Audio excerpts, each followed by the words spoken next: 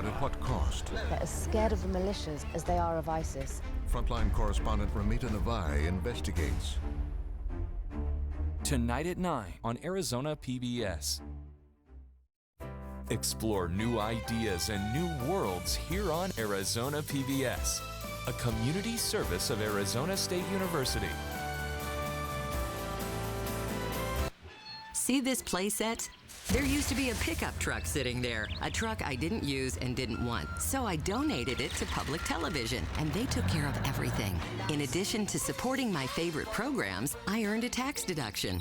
Turn something you don't need into something you really want. Contact the Vehicle Donation Program. Coming up next on Arizona PBS, Life and World. When you want to be more connected, friend us on Facebook, follow us on Twitter, watch us online.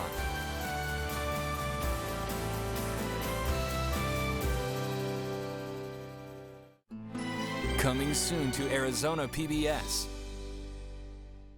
I'm Chef Mark Tarbell. Join me for a brand new episode of Check Please Arizona. This week, our guest review, North Mountain Brewing Company, El Chuyo Peruvian Restaurant, and Kitchen 56. Don't miss an all-new Check Please Arizona.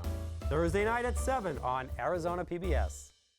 Support for Arizona PBS comes from viewers like you and from Deanne Griebel, now with Moores & Cabot Investments, serving investors since 1890, proudly supports quality programming on 8 Arizona PBS, 480-725-9602. Ironwood Cancer and Research Centers. Personalized cancer care through medical oncology, radiation, and radiology services, focusing on emotional, physical, and social support. Outsmarting cancer, one patient at a time. It's a busy day at the Capitol. Hearings continue for Supreme Court nominee Neil Gorsuch, and President Trump hopes to get NASA to Mars. And why members from immigration advocacy groups in Arizona flew across the country to protest today. Plus, why these busy bees are in high demand to help our environment blossom. Cronkite News starts now. Good evening and welcome to Cronkite News on Arizona PBS. I'm Katie Beery. And I'm Tyler Paley. Thanks for joining us. Promise Arizona joined several other immigration advocacy groups at a rally in front of the Customs and Border Protection headquarters in Washington today. Reporter Anthony Marroquin was at the rally to find out why it was so important for those protesters to fly across the country for this. And it wasn't just immigration leaders. Members of Congress also showed up at today's demonstrations to show their support for the nation's immigrants. Leaders from Promise Arizona said that they were excited about the energy levels at the rally, but that it's not just about showing up here. They're ready to take the fight back to Arizona. Refugees are under attack. What do we do? We cannot let families be separated. We are not going to be divided. Immigration leaders from across the country and members of the Senate brought their message of reform directly to Washington today. Our job as members of Congress is to pass comprehensive immigration reform. Promise Arizona members who flew out to participate in the rally at the Customs and Border Protection headquarters, among other events this week, said they came looking for solutions to a broken immigration system. To make sure that Congress also does its job. But they're not leaving everything up to Washington politicians. Manuela Aceverre, a volunteer with PAS, said activists need to take their fight for citizenship back to their communities. It's very important for those who can to do it. Today for them, then for ourselves. A comment Petra Falcon, the group's executive director, mirrored, saying that Arizona's immigration community had won several battles in the past and that her organization would continue pushing for similar change. We won by organizing our communities, by educating our communities, and about building our political power and expressing that message and our voices to all the way to the polling places. We reached out to the Department of Homeland Security today for comment on the rally. We still haven't heard it back, but we'll keep you updated on our website. For now, in Washington, Anthony Marroquin, Cronkite News. Keeping an eye on the Capitol, it was day 2 of confirmation hearings for Supreme Court nominee Neil Gorsuch. One one client. It's the law. And it's a great joy, and it's a great privilege, and it's a daunting responsibility to come in every day and to try and get it right. In a full day of questioning, Gorsuch said he was not asked by the Trump administration to overturn landmark abortion ruling Roe v. Wade. He said he would never use his personal beliefs to weigh in on any Supreme Court ruling. President Trump warned House Republicans that their seats in Congress could be at risk if they fail to pass the GOP health bill to replace Obamacare. Trump pushed to seal the deal in a closed-door meeting this morning that Speaker Paul Ryan called a success. The House is scheduled to vote on the bill on Thursday. And in the Oval Office, Trump signed a new law adding human exploration of Mars as a main NASA objective. The law also authorizes $19.5 billion in space agency funding for the current fiscal year. Trump was joined by astronauts and the bill sponsors for the signing, including former political rivals Ted Cruz and Marco Rubio. U.S. stocks saw their biggest drop since September today. Bank of America dropped 5.8%, while J.P. Morgan Chase and Wells Fargo both dropped 3%. The Dow Jones Industrial Average fell 237 points, and the NASDAQ lost 107 points. The federal government is not exactly known for moving fast. On Capitol Hill today, the company behind the Resolution copper mine in Arizona called on lawmakers to speed things up. The U.S. has one of the longest permitting processes in the world for mining projects. The necessary government authorizations now take approximately 7 to 10 years to secure, placing the country at a competitive disadvantage in attracting investment for mineral development. Rio Tinto has been working for years to open the Resolution copper mine near Superior, but Arizona Congressman Raul Grijalva defended the time it takes to get approval for a project like this, pointing to the complex environmental questions involved. They'd like to do it without that, and I think it would be a mistake for us or the Trump administration to retreat from that. The Resolution Copper project has also been challenged by Native American groups who claim the mine will destroy sacred land. Congressman Grijalva added that he worried the mine will be bad for Arizona if the majority of the extracted copper will be sent overseas. Members of the U.S. House today met to discuss the nationwide opioid crisis. The House subcommittee talked about the impact of fentanyl, a synthetic opioid with a potency higher than morphine, increasing the risk of overdose. Federal drug enforcement officers, the CDC, and other health officials testified. Law enforcement nationwide have reported growing overdose cases involving fentanyl and similar opioids, sometimes fatal. Here in Maricopa County, we're already seeing the impact of fentanyl. The DEA and the Maricopa County Medical Examiner held a news conference today to talk about an increase in fentanyl-laced counterfeit pills. Danielle Kernkamp is at the DEA office with the latest on this deadly trend. Special Agent in Charge Doug Coleman is alerting citizens to drug overdoses that are caused by counterfeit oxycodone pills laced with fentanyl. There have been 32 deaths in the last 18 months in Maricopa County. The average of those deaths is 35 years, but the youngest happened at 16. 75% of those deaths are male, and the counterfeit prescription drugs are being manufactured by the Mexican drug cartels, a new business venture in pills rather than heroin or marijuana. We've seen thousands of them in our investigations over the last 18 months, thousands and thousands of these pills. We see them all around the country now, but the vast majority of the ones that are produced by Mexican cartels land here first. Coleman said he has a message for everyone when it comes to these drugs. For addicts, it's to get some help. For parents, it's to keep an eye on your kids. And for traffickers, Coleman said, we're coming for you. Live in downtown Phoenix, Danielle Kernkamp, Cronkite News. Republican Senate President Steve Yarbrough has struck down a bill that would weaken Shannon's Law, a law that says it's a felony to randomly shoot a gun into the air. The law was named after Shannon Smith, a 14-year-old who was in her backyard when she was struck and killed by a random bullet back in 1999. Representative Tony Rivero introduced House Bill 2287, which proposed that prosecutors could no longer charge for a Class 6 felony if someone was in violation of the law. Senator Yarbrough decided he will not send the bill to committee. Shannon's aunt, Edie Smith, says she is relieved with the senator's decision. Shannon's Law, as it stands now, has served a purpose. and it's just common sense that you'd keep it if it's worked. Shannon's law has been in place since the year 2000. Smith says there has not been any deaths from celebratory gunfire since the law was enacted. A group fighting for a religion-free government gathered at the state legislature today. Carla Liriano went to the Capitol to follow these secular activists. A sea of blue appeared on the state Capitol lawn today. Members of the Secular Coalition for Arizona gathered to advocate for what they call true religious freedom. The coalition believes that personal religious beliefs have no place in government. I believe in separation between church and state.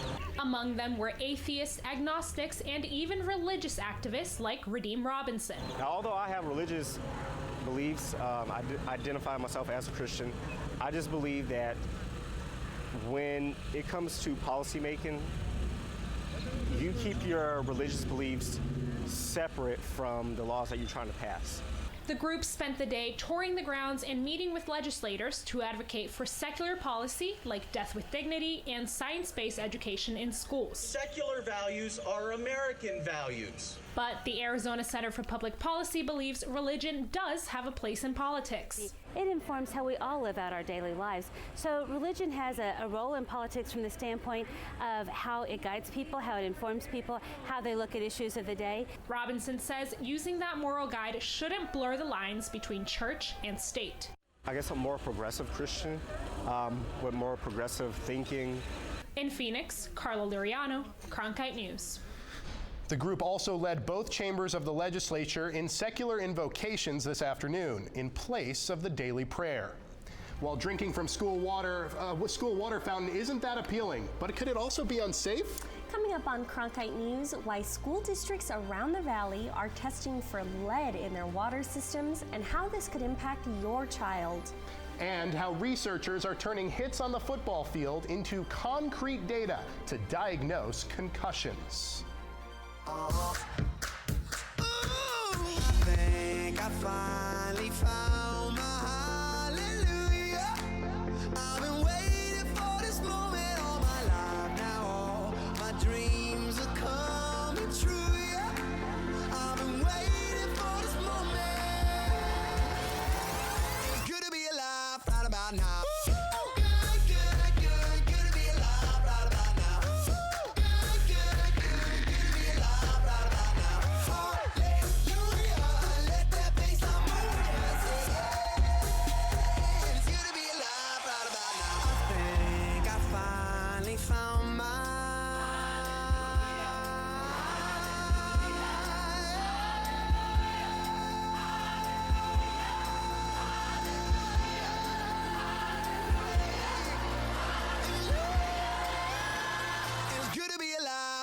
Now. 9 years after the Great Recession, U.S. unemployment is back to pre-recession numbers. Here in Arizona, we're just above the national average. Reporter Trevor Fay went out to speak with people who have firsthand knowledge of unemployment in Arizona. This is the Department of Economic Security, where people like Ashley Nunn come to get assistance. I am applying for cash, well, not a cash assistance, medical assistance and food stamps, and that's because I have lost my job, and I need some sort of help right now until I'm able to get myself back on my feet. Nunn isn't alone in the unemployment line. As of January of this year, the U.S. unemployment rate stands at 4.8%, while Arizona's is at 5%. Doug Walls, research administrator for the Office of Economic Opportunity, says we're still dealing with the impact of the recession and Arizona's housing decline. Throughout the recessionary period in Arizona, Arizona experienced much larger declines for a much larger period than the U.S. as a whole. According to the U.S. Bureau of Labor Statistics, 2016 was a good year for job growth in Arizona, with 7 of the state's 11 industries adding jobs and only 4 industries cutting them. According to Walls, industries that have historically added jobs in Arizona include healthcare and construction, while industries that have lost jobs include trading and mining. Though since the end of the recession, we have recorded larger employment gains in Arizona, which has allowed us to close the gap between the unemployment rate in Arizona and the United States as a whole. But Nunn is still looking for work. It's pretty hard finding a job out here, especially one that you can stay with. one that will support you and your family for a while. So I think it's really beneficial that they do this. The DES offers services for job seekers, including job fairs, online training, and help with resumes and filling out applications. In Phoenix, Trevor Fay, Cronkite News. Public schools across Arizona are being tested for lead in their drinking water. The Arizona Department for Environmental Equality is sponsoring this testing, which started in January. The screening will be focused on schools that were built before 1987, and a couple of newer schools are also being tested to confirm they don't have contaminants. At Madison Meadows, school drinking fixtures were shut off in February after one sample came back with lead levels over the acceptable range. Lead is not commonly found in Arizona drinking water. However, ADEQ is trying to limit children's exposure to lead. This is a 6-month program that will be running through June of 2017. A new scientific study detailing how hard and how fast collegiate football players were hit during games may one day lead to new ways to diagnose and prevent concussions. Cronkite News reporter Mia Maslar shows us how it could help athletes, soldiers, and even people involved in car accidents. The results of the study were just published in the Scientific Reports Journal on Friday from data collected between the 2013 and 2016 seasons. TGen and ASU football partnered on a 3-year-long study where players wore special helmets. The Riddell helmets were equipped with sensors that wirelessly transmitted data to a computer on the sidelines during games. Dr. Matt Huntelman says around 40 players took part in the research each season. Researchers studied what changes happened in the body after multiple head impacts. We measured every single impact in real time. This included practice and game impacts. They were all quantitated. We knew the direction, how hard the force was, and this all happened almost instantaneously. Huntelman says a buildup of small hits can accumulate over time to cause a concussion. Former ASU football player Jason Franklin knows the danger all too well. It didn't even look like that hard of a hit, quite honestly. It was a normal impact for the game of football. It didn't look like something that should be noted, but even the play before that, I actually had a really hard hit, and this one tripled the impact to my head from that first initial hit. Ultimately, researchers hope the study will help diagnose issues more quickly. I wanted to develop some type of a test that could be a rapidly administered test that would help understand if a player did receive a head impact or did they receive a concussion that may not be showing typical symptoms that would currently be diagnosed. Learning how to tackle more efficiently and taking time before getting back on the field after a head injury are just two of the many safety precautions researchers suggest taking. Dr. Huntelman says the study could help others suffering with brain injuries, like soldiers or those involved in car accidents. This type of research could apply to other areas as well. If you think of soldiers on the battlefield that might be exposed to different blast levels from explosive devices, as well as car accidents where a person might bang their head, a better way to assess how the brain is doing, if you will, for a lack of a better way to explain it, is really going to be an improvement for those areas as well. Now this study will be available for other researchers to analyze in hopes they come up with better ways to diagnose and treat brain injuries like these. In the Broadcast Center, Mia Maslar, Cronkite News. We all like to see our streets clean of trash. And having clean streets not only helps the earth, but could also impact tourism. Coming up on Cronkite News, how littering affects Arizona's tourism industry. We're on to break yet another record here in March, but will today be the day? Your full forecast is coming up. Heaven knows you're a dreamer. Don't hide it from anyone. Don't hide it from anyone. Hey, would you believe me if I said we are here for a reason now? This is our life. This is what counts.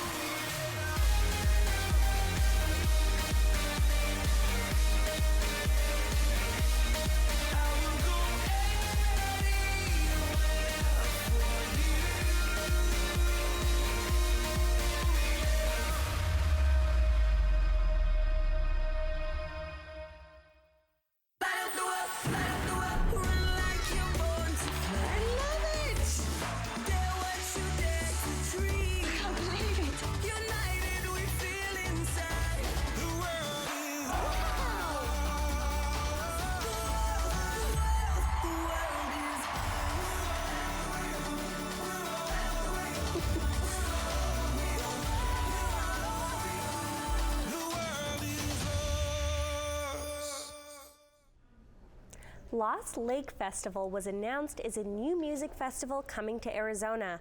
While the city is very excited, reporter Amanda Luberto heard from residents who have some concerns. Promoters and city officials announced that they plan to bring a 3-day music festival to Central Phoenix in October.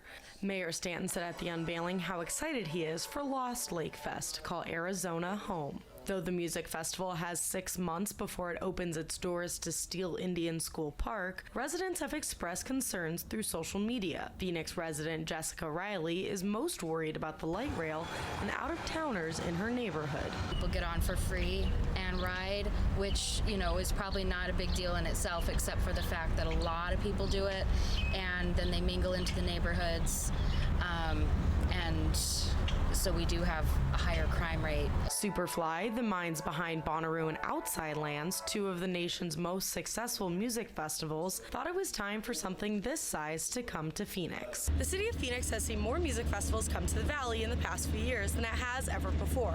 With the new music festival being announced recently, the city of Phoenix is hoping to see a cultural and economic impact, even though there are still some details to be worked out. Sister festival Outside Lands brought in over 50,000 attendees in its first year in San Francisco, and in 2015 had an economic impact of $80 million, according to research by the city of Phoenix. Co-founder of Superfly, Rick Farman, says the big impact it will have on Phoenix economically is tradition. Things typically impact a community in the tens of millions of dollars. So, and the other thing that's really interesting about them is, they're every year. Mayor Greg Stanton encourages people to ride the light rail system. He views Lost Lake Fest as an opportunity for the valley. In Phoenix, Amanda Luberto, Cronkite News. The festival is scheduled from October 20th to 22nd. No word yet on which musical acts will perform. There are lots of benefits to not littering. The Arizona Office of Tourism says cleaner streets give visitors a more positive impression of our cities. According to data collected by ADOT, 130,000 bags of trash were collected in 2006. That number has gone down quite a bit. In 2016, only 65,000 bags of trash were collected. These statistics come after the 2006 launch of the Don't Trash Arizona program. We used to have higher litter, but because of the success of Don't Trash Arizona, you educate people. People want to do the right thing. Sometimes they don't realize that when they're throwing that trash out on the ground, the massive impact that it has.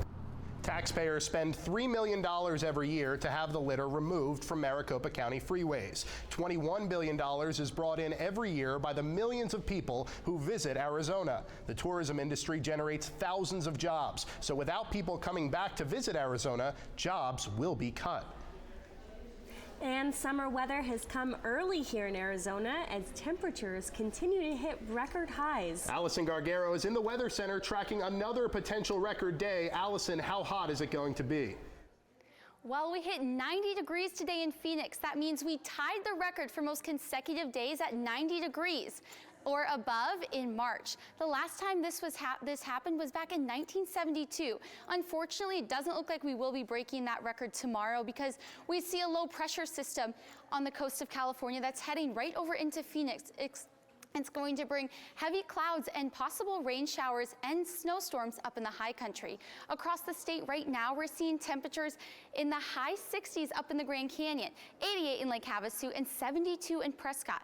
But again, those temperatures will be dropping later in your work week.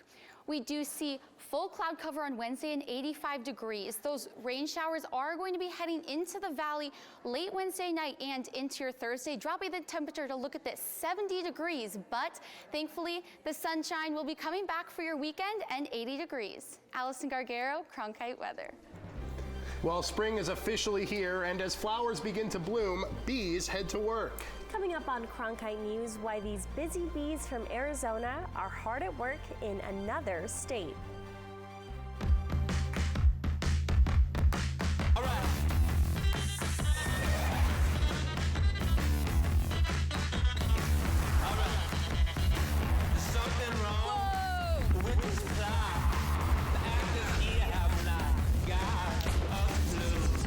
fascinating.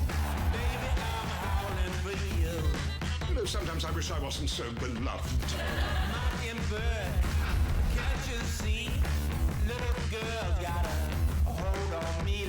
Wow.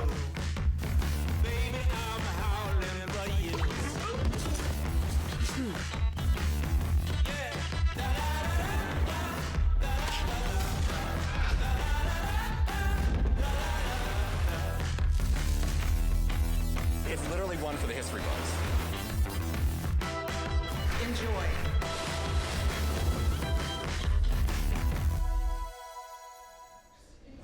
The spring season is officially here. Trees are blooming, which means the bees are hard at work. A local beekeeper ships his hives off to California, where his bees are used to pollinate almond orchards. Our Cronkite News reporter Adriana de Alba followed the bees to find out why they're doing so important work this time of year. A synchronized hum signals honeybees are hard at work in Chowchilla, California. This small town just north of Fresno is home to almond orchards. The trees need the bees to pollinate flowers. The bees' work begins here when the flower blooms, and it ends when an almond is produced. This year, beekeeper Vicente Gonzalez shipped his colonies from Arizona to California, and the demand continues to grow. More than 2 million bee colonies are needed to cover 1 million acres of these almond trees in California. They come from all corners of the country, and roughly 5,700 of them come from Vicente.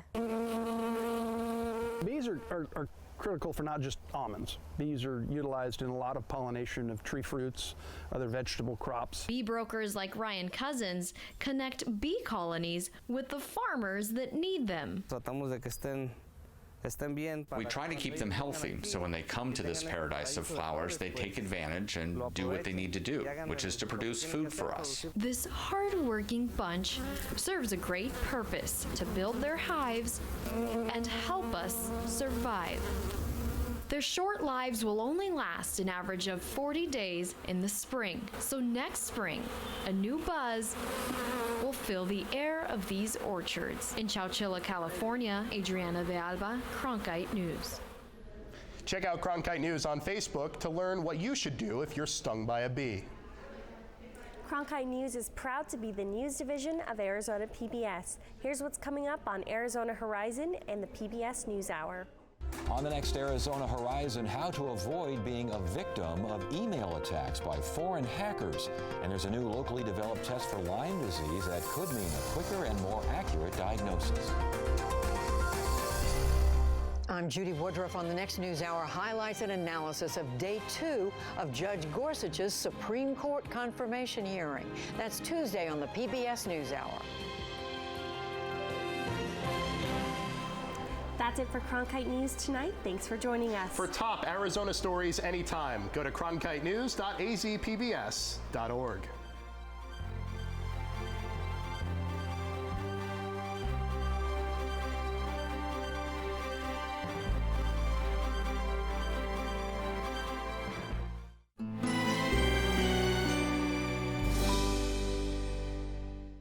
Next time on Frontline. They're pointing over there and they're saying, that's the black flag of ISIS. Shia militias are helping push ISIS out of Iraq, but at what cost? Are you worried that Sunnis may turn to violence to fight back? On the ground, Frontline correspondent Ramita Navai investigates. They're as scared of the militias as they are of ISIS. Iraq Uncovered. Tonight at 9 on Arizona PBS. Explore new ideas and new worlds here on Arizona PBS, a community service of Arizona State University.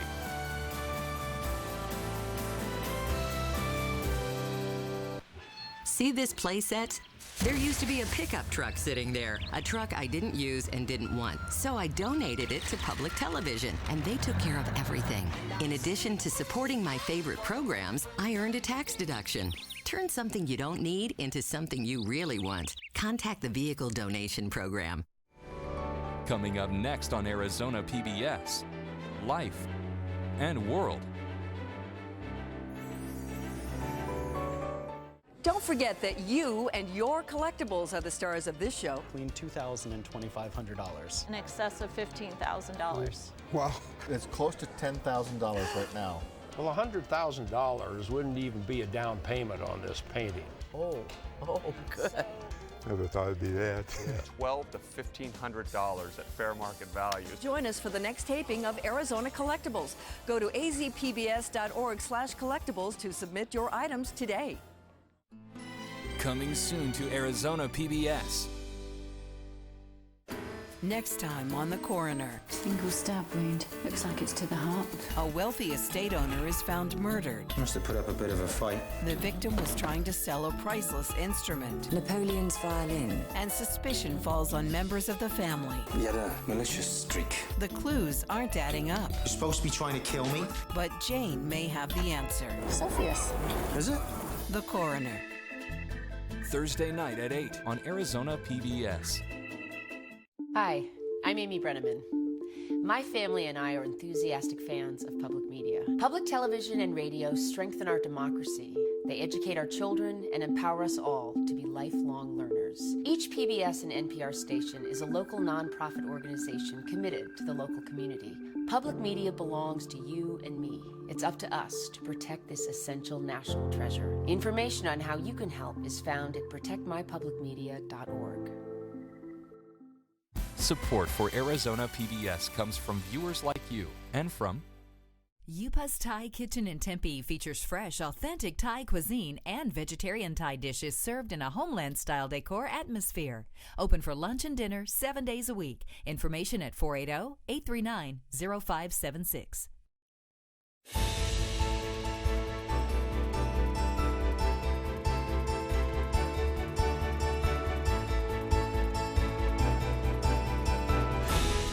Coming up next on Arizona Horizon, we'll look at the best ways to protect your email from hackers.